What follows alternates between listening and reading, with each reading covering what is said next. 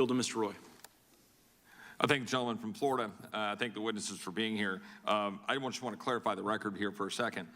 The idea that the fact that fentanyl is caught at ports of entry and that is the only place that is coming through is belied by the facts, and is belied by the facts that the Border Patrol is now distracted processing human beings, just as the judge from El Paso just described, but just ignores the impact on what that does to the actual border. The Border Patrol can't possibly catch all of the fentanyl at the ports of entry, nor catch the fentanyl between the ports of entry. Mr. Daniels, do you agree with that assessment? I do. We've had a depletion in Border Patrol because they've been taken to other areas where processing is more important.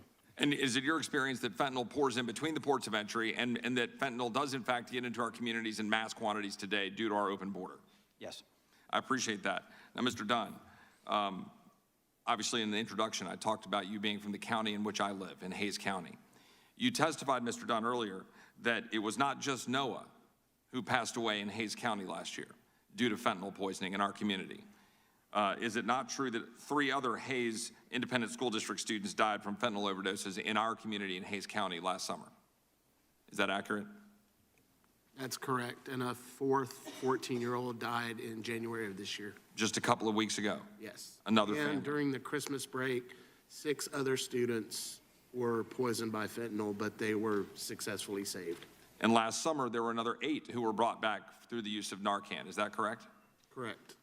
Mr. Dunn, your lovely bride, Janelle, is Hispanic, yes? Yes. Do you believe that believing in a secure border makes one racist or anti-Hispanic? Not in the slightest. Her family actually holds that same position. I thank you for that. You guys have been active now in a number of organizations trying to get out and understand the lost voices of fentanyl. Is that right? Yes. Worked with Ms. Virginia Krieger.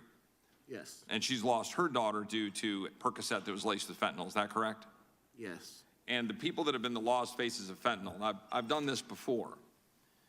Noah is one of these lost voices due to fentanyl now. He is now. I'm not sure if he's included in that picture. And these pictures are the faces of Americans who are no longer with us due to fentanyl flowing throughout our communities. Now, these are young individuals who are not here today. Now, Noah's not here today. Do you care precisely whether or not fentanyl is coming through ports of entry or between ports of entry, or was your family directly impacted because fentanyl is flooding into our communities one way or the other? However it gets here, it's here. And in your experience talking to other family members and talking to law enforcement personnel, is it your observation and belief that the overwhelming flood at our borders, distracting Border Patrol from being able to carry out their duty to stop the flow between the ports of entry or do inspections at the ports of entry, is resulting in more fentanyl pouring into our communities that is then resulting in the death of Americans and, in fact, the death of migrants in the process? Yes, most of the fathers that I speak with that are not as vocal as the mothers, the common thing they've expressed to me is to come up here and let people know that it's a border issue. It's not an immigration issue. It's flooding across the borders because there's a problem at the borders. In your communication with families who have lost loved ones due to fentanyl poisonings, do you believe that it is an imperative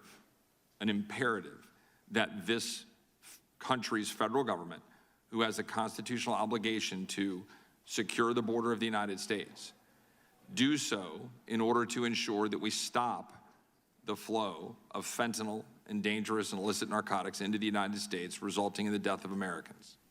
Yes. Do you believe that if this country adopted policies that enabled us to restrict and stop the flow of fentanyl, and that includes ensuring that we have no longer a flood of human beings at our border, while still maintaining asylum laws and protecting people who are being persecuted under actual threat of persecution for their religious and political beliefs, do you believe that stopping the flow of individuals, enabling Border Patrol to stop fentanyl, that that is a critical imperative, and if that were adopted, would help save lives like Noah's?